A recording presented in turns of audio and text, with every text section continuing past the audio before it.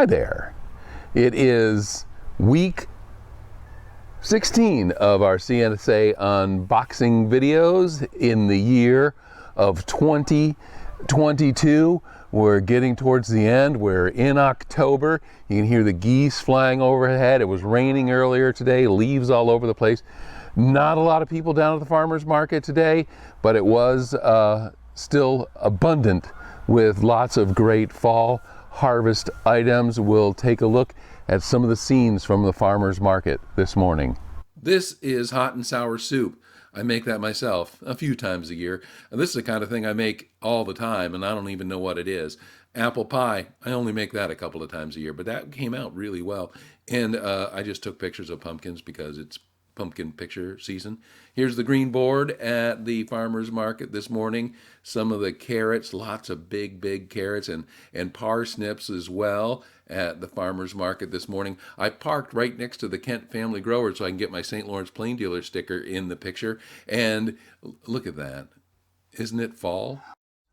Okay, wasn't that nice, that last photo of the red leaves on the tree above the Kent family grower's stand?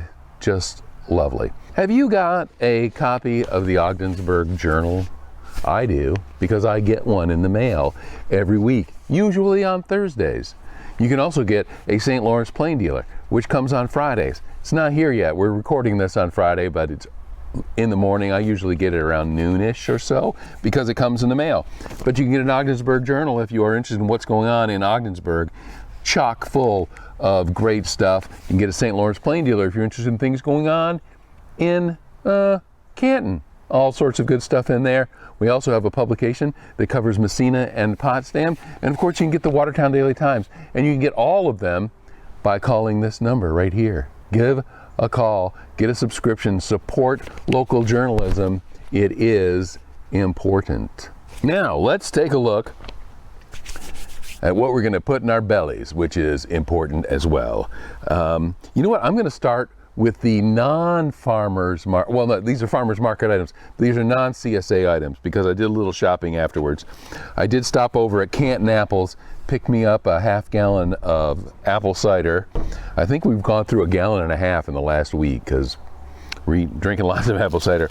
And I succumbed. Oh, it got the ink has kind of washed off on this, but this is actually pumpkin spice bread, which I got from a stand. I forgot to look to see who it was. They're from Herman, and yeah, the rest is lost to the water. But I don't think I've ever had a pumpkin spice anything.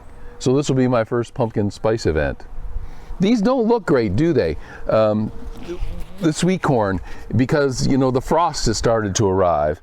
But Farmer Kent assures us that while they look bad on the outside, they will be delicious on the inside. And I kind of believe that because, you know, the corn itself is protected by the many layers of the corn husk.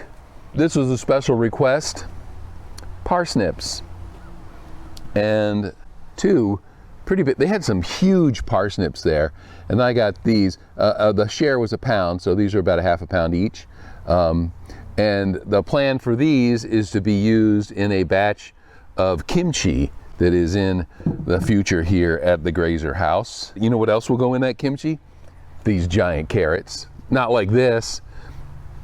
They will be julienned up, I assume. I'm not the kimchi maker. I am the kimchi consumer. And so it was 2 pounds of carrots. Look at the size of that one. Whoa! That's gonna be fun to cut up. I was cutting up carrots last night, julienne, very slim, because I made coleslaw last night.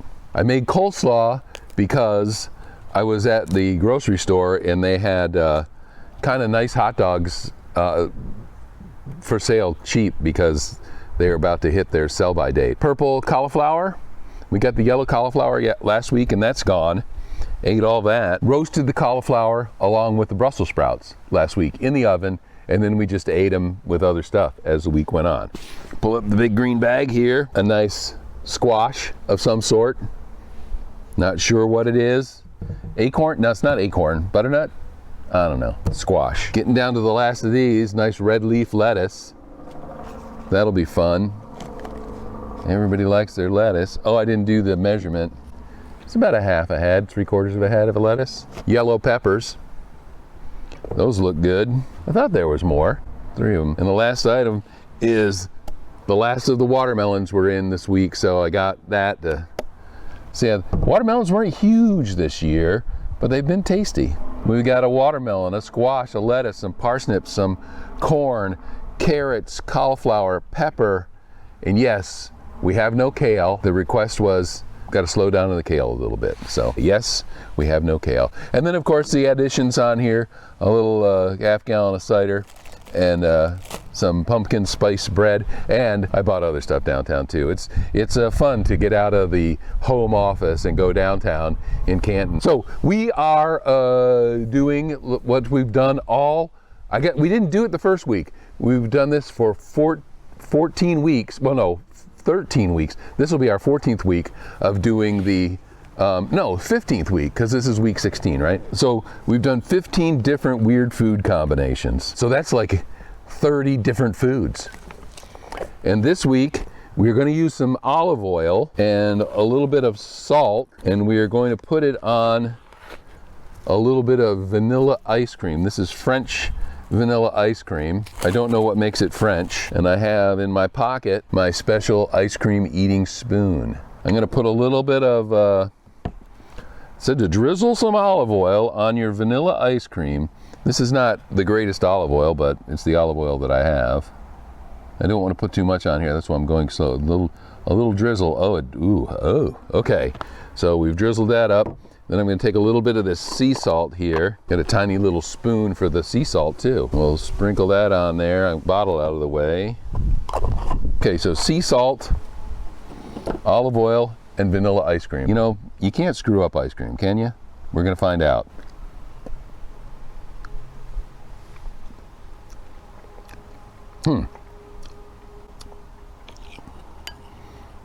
Excuse me while I eat my ice cream. So, I don't know what the salt adds to it, except a salty flavor. And I'm getting nothing from the olive oil. It just tastes like vanilla ice cream. Maybe a little slippery than it usually is. I don't know what I was expecting. Some sort of epiphany that I've been eating ice cream wrong my whole life, but I don't think that's the case. So this is like the first real dud. I mean, others were stupid and bad. This is just like, don't bother. Save your olive oil for olive oily things. We'll be back next week when it will be week 17. We are approaching the end, and we'll have more vegetables, probably less corn, less watermelon, and another weird food thing.